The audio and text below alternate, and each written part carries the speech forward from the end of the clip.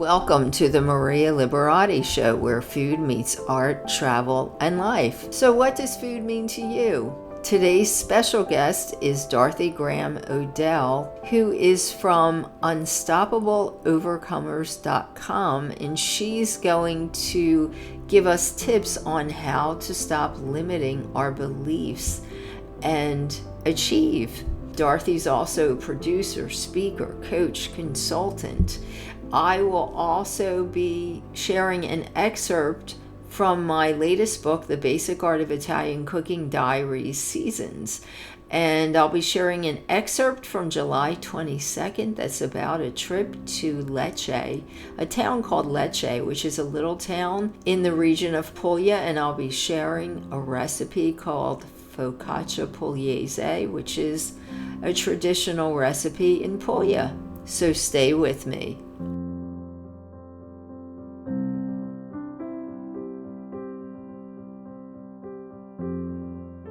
And as promised, I wanted to share an excerpt from my book, The Basic Art of Italian Cooking Diaries Seasons. This is my latest book, and it's written, kind of like a diary, because I actually shared diary entries that I had written while I was living in Italy and creating all the basic art of Italian cooking recipes and books. This is a diary entry again for July 22nd. It's on page 39, and it's about a visit to a town in the Puglia region of Italy called Lecce. It's titled Lecce and Focaccia Pugliese. Today's dish is a souvenir from a few summers ago during my visit to the city of Baroque beauty, Lecce. I can still remember the taste of Focaccia Pugliese, so simple in its ingredients yet bursting with so much flavor, surrounded by a city constructed in pale yellow stones, a city rich in culinary traditions from the wild herbs and beans. Be sure to get a taste of the cake made with almond paste by the sisters of the monastery of San Giovanni there in Lecce. This is considered one of Italy's finest, and it's well worth the trip. But, finally, going to make my Focaccia Pugliese. It is the true essence of the simplistic but delicious cooking in the South.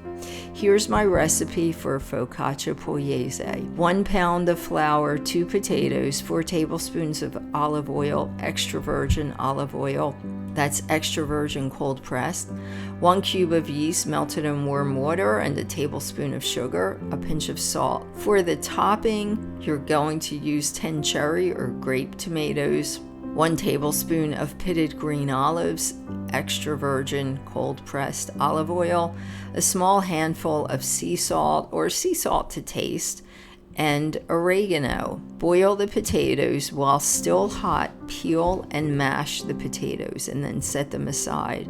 Place flour on a wooden board and form a well and place in the mashed potato, salt, and the melted yeast. Blend together, adding water and more flour as needed till a smooth ball of dough is formed. Cut across with a knife into the top of the dough ball and cover with a clean kitchen towel. Set this aside, and you're going to let this rise for 2 hours. It should double in volume. When the dough is ready, oil a round pizza pan. Place the dough on the pan, and you're going to place the small cherry or grape tomatoes and olives on top. Press them into the dough. Cover with oregano and salt to taste and drizzle of olive oil. Cook in an oven preheated to 375 degrees for 25 to 30 minutes. Serve warm. This is great with a glass of dry red wine. Great, and today we have as a special guest Dorothyann Graham O'Dell, who is a mentor and coach. And today we were going to talk about limiting beliefs and worthiness. We try to keep the Maria Liberati Show positive and upbeat. So I thought it was a great idea to give tips on how to stop limiting beliefs, right, Dorothy? I think that's so, Dorothy, and this is Dorothy's second time here, so I'm glad she's back. She's a popular guest, and we're glad to have her back again. And but yes, Dorothy, so I guess I'm going to let you start the conversation about whichever topic you want to start on, either Sure. one. Sure. Well, first of all, just thanks for having me back. You're welcome. It's a pleasure to be here. And yeah, in this day and age where everything being thrown at us and the way the world is at the moment, it's sometimes can feel overwhelming, and you try and go for something and then like it splats you back, right? So and what I mean by that, lately, like there was a lot of I have great aspirations and things like that, but I had found myself in a rut where I was just like believing some of the things that people had told me before, right? There's no way you'll ever be on public TV or anything like that, is what a lot of people would say. And I'm just like, well, you know what? Like, don't put that out there. That's not what God intended. So for me, it was the last like 6 months, especially, have been just a journey of just rediscovering who I am, and what limiting beliefs that had held me back for so many years. And it's just crazy how our unconscious mind could just really play with us. And I think that, I don't mean to interrupt, but what I think is, I've had to deal with that also. And what I think it is that people will tell you that because unfortunately, I think they have a nagging kind of thing inside of them that they really want to do that too, but they don't have the guts to go out and do what you're doing. I don't know if the right word is guts or the courage to just do what you're doing, or the fortitude or whatever. And B, they just don't have the mindset to think, to know how to do what you're doing. So they just assume, I'm not doing it, you can't do it. But it's well, I know you know this, and you're going to tell people, but it's not correct to limit what anyone can do by telling them, or telling them, they have this, you have a limit and you can't do this, you can't do that. Because if somebody believes it, just like you did, they're going to go out and do it. But you really have to believe that you can do it, correct? Exactly. And I did this. I did a talk. Oh my gosh, back in May. With a group of women, and I named the title of my talk "The Art of the Ask," and it was so incredible. There was about like 10 women in this room, and I have my own show as well. And one of the questions I had asked one of the last guys that I had before I went on to this weekend away was, if I was a fairy godmother, what 3 wishes could I grant you?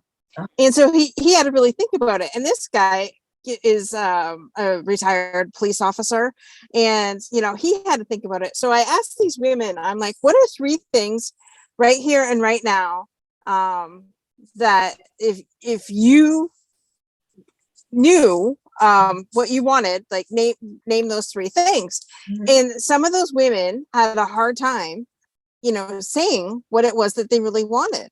And because we're so programmed to say, if we ask, then that's selfish, or if we're really going after this, don't be more humble than you ought to be, and all this crazy bull crap that people tell us all along the lines.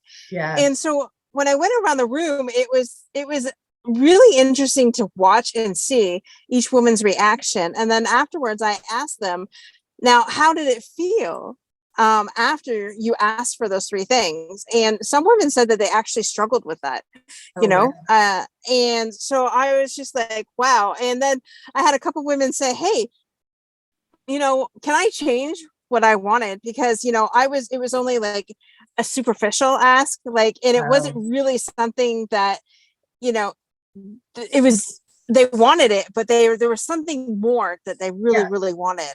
And I find that a lot of women have a hard time asking for what they really want because of all the misconceptions that have been put on us over the years and things like that. So it was just really interesting to be part of that discussion and really see what unfolded within that discussion.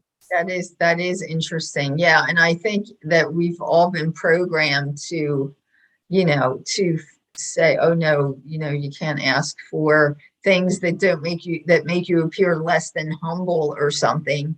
And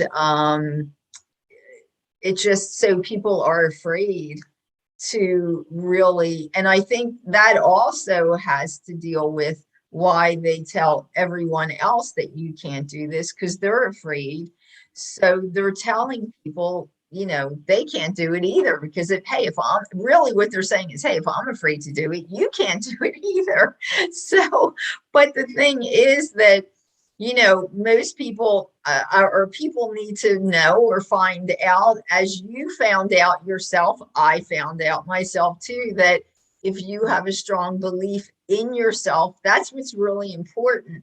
Just believe in what you want to do, and don't listen, you don't want to listen to voices out there that are that are limiting beliefs. It's just so terrible. I mean, I've heard of, everything from teachers doing that to kids that, I know, actually adults that I know of that, actual teachers did that because they were a little bit slower in school, and here they ended up having these gigantic successful careers, and these teachers are telling them, oh, you'll never be anything, you need to do this or that. And, it's like, how dare you?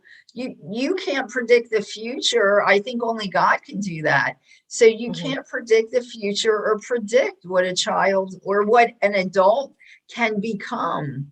And the most important thing is, as you're, saying, is not to limit your beliefs, I guess. So do you have any tips, like, or any, kind of little exercise or something we can give people to kind of get into the mindset of not limiting your beliefs? Absolutely.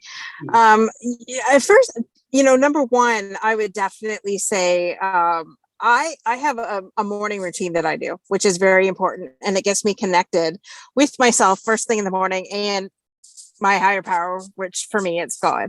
So I definitely spend like 10-15 minutes in just prayer and meditation in the morning, just really focusing on what my intention is for that day. We're just really focusing on what it is that I want, and just re-putting that to the forefront of my mind. Number two, definitely giving gratitude for everything that I have, everything that I want, everything that has happened that day. I also write 3 things that I really want to happen today. And so I go through the 3 things from the day before that I had put on my list to do. And for me, it was just, seeing that and putting that in front of me, what needed to happen, and just really connecting with that. And if it didn't work and it didn't happen the day before, that's okay. What was the lesson in that? Giving yourself grace in that moment. And I was listening to an audiobook, The Gap in the Gain by Dan Sullivan, and that's where I incorporated that little piece from, because it was so powerful. I just didn't even realize, because if we float aimlessly through life, then that's exactly, what you're going to get, right? But if you set the intention with that, definitely the 4th one, surrounding yourself with people that are going to lift you up, is totally another one for me. Like, that's a game changer. As soon as I was surrounded by, I have the Saturday morning, I meet with a bunch of ladies, and that's what we do. We empower each other, we lift each other up, and see how we can help each other. That's so true. Yeah, surrounding yourself with those people is important. And number 5, just, don't give up. It's easy. It can feel easy sometimes to give up. Sometimes our goals, and if you're like me, I really go after something huge, and then when I don't see it, then I get disappointed. But the thing of it is, consistency every day is what, as long as you're taking an action each day towards your goal, you're going to get it. Yes. And I'm a strong believer in intention. Sometimes all of a sudden, I'm not saying that it takes like overnight, but there are not weird, but just strange things that have happened in my life. And it's like, oh my gosh, I actually wanted that. So I've been working all my life. Like I had this mindset to do, like this or to achieve this or whatever.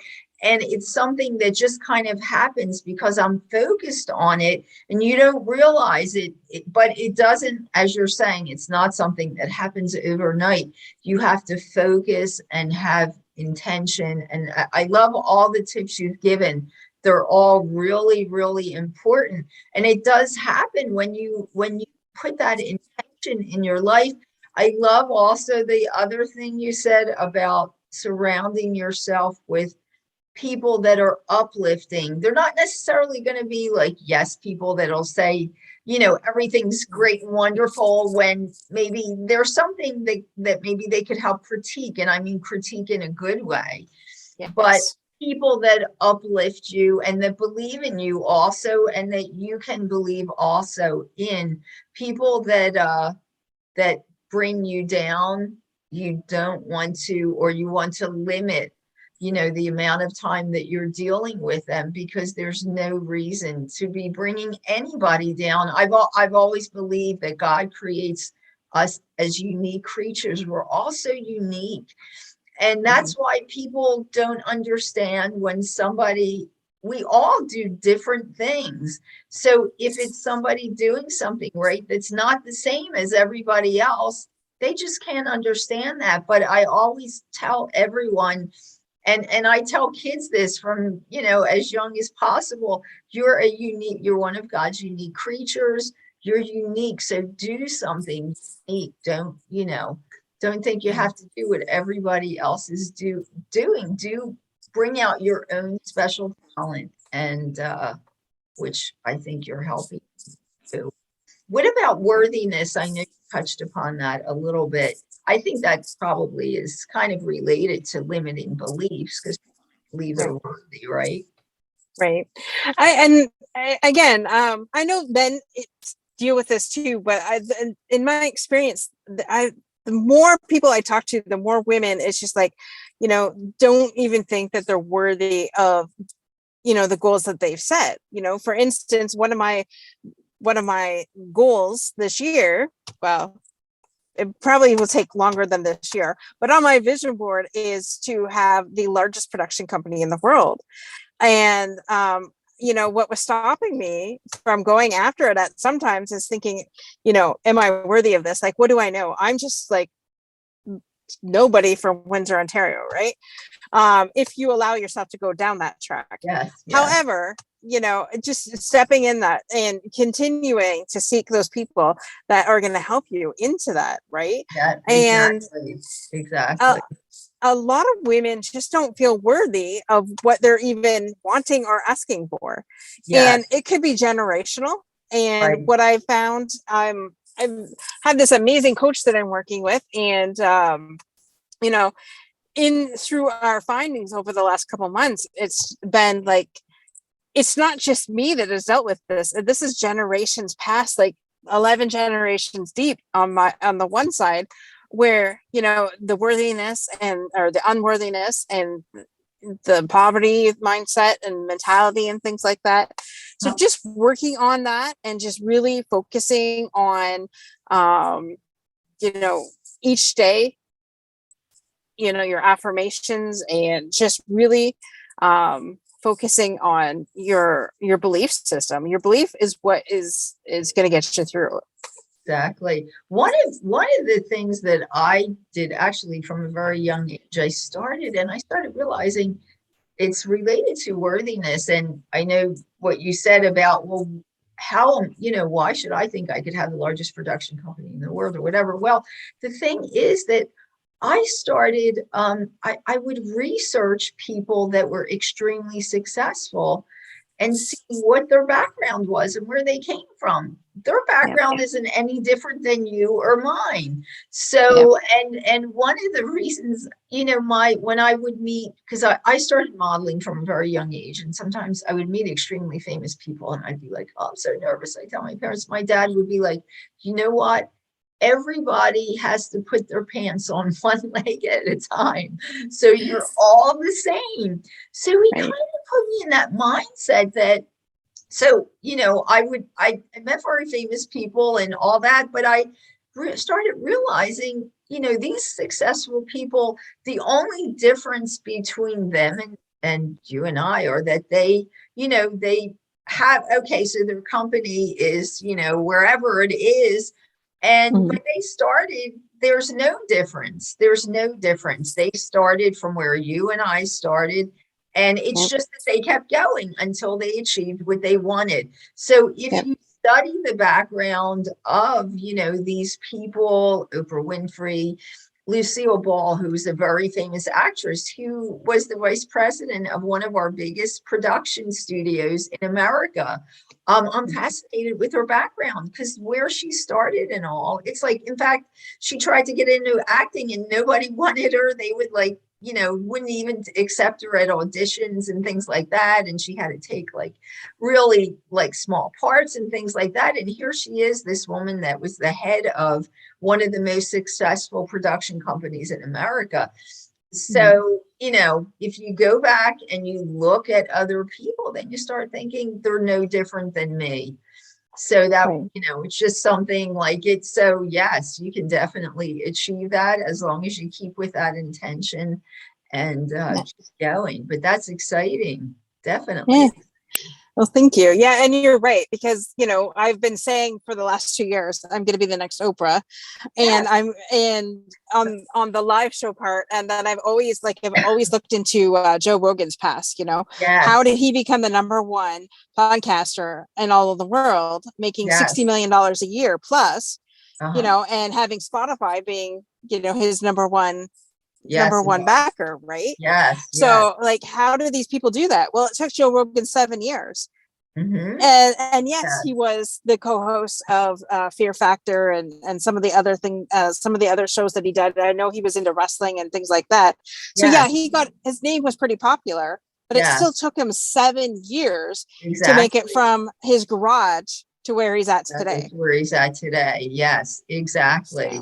Exactly. And some people even more. So it happens. But the thing is that people don't realize is these are people that stick with it for 7-10 years, even sometimes longer. That's really one of the tricks of their success, is that they stuck with it, stuck it out. It is difficult because there are lots of setbacks as we go along to success, but you just stick with it and good things do come. So, but Dorothy, so tell us about what you're doing. I know you told me some interesting things now that you're working on, and then we'll I guess tell us where people can find you also if they want to reach out. And right now I'm actually I'm adding to my repertoire, I guess you can say. I'm actually helping authors, get promoted and things like that. So anybody who is a first-time author, you wrote your labor of love and now you have no idea what to do. I have put together a 12-week program that will help launch your book. So at the end of the 12 weeks, your book will be seen in front of lots of people, so that it would become a successful book launch once you get it out there. So that's what I'm working on. I'm also working on building my audience for my shows as well. And so it's just great. A great time here, and definitely people can contact me on LinkedIn or Facebook at Dorothyann Graham O'Dell, or my website, which is www.unstoppableovercomers.com. So definitely everything's out there to see, from our shows to our books to our productions and helping other people launch their book. Everything is up there. Great. That's great. I love it. I love it. I love the title, Unstoppable Overcomers. I think it really focuses on exactly what you do. And it's so important to be unstoppable. So I love that. Well, Dorothy, thank you so much. And I'm sure we'll catch up with you soon in the near future as you grow even more and add more to your repertoire of things. So definitely, thank you so much. And we'll put some of these tips on my website also, with a link to your site also. So if people didn't catch it, Thank you.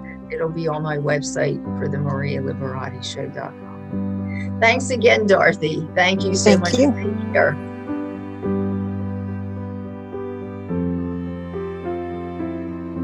Thanks for listening to the Maria Liberati Show and joining in. Hope you got some great tips from our special guest this week, Dorothyann Graham O'Dell, and also hope you'll try the Focaccia Pugliese that I gave the recipe for from my book. And don't forget, if you do make that, please share a photo of your creation, of your Focaccia Pugliese, and hashtag it the Maria Liberati Show. Share that on social media, and we'll also try and share it on my site, themarialiberattishow.com. And as always, special thanks to my producer Britton Roselle for this week's episode, my special guest Dorothyann Graham O'Dell from UnstoppableOvercomers.com. Don't forget, you can find my latest book that this week's recipe is from, Basic Art of Italian Cooking, Diaries, Seasons. And you can find that really anywhere books are sold, but you can find it at marialiberatti.com, artoflivingprimamedia.com, on Amazon and Kindle, and as mentioned, almost anywhere books are sold. And don't forget about the Basic Art of Italian Cooking book series. Again, you can find that anywhere books are sold. And if you have any comments or tips, please share those with us. If you have a guest you'd like to recommend for one of my upcoming episodes, please let us know. We're booking guests for fall, and I'd love to hear from you, so please share. And as always, you can find me at marialiberatti.com, at Facebook at Chef Maria Liberati, on Twitter at Maria Liberati, on Instagram at Maria Liberati. My Roku channel, that's on Roku, it's called The Basic Art of Italian Cooking by Maria Liberati, and my Vimeo channel, Maria Liberati, and my YouTube channel, the Maria Liberati channel, and of course the podcast, the Maria Liberati Show, which you can download from anywhere podcasts are heard. And let's see, did I mention? Yeah, I did. I mentioned my blog at marialiberatti.com and the website for the show, the marialiberattishow.com. So again, please share any pictures from your Focaccia Pugliese this week, and hashtag the Maria Liberati Show. Post on social media if you can. We will be sharing photos on my website, and stay tuned because we'll be having a giveaway of some of my books again, and possibly some other special things. So please stay tuned for some upcoming episodes. Enjoy the rest of your summer, and until next week, peace, love, and pasta.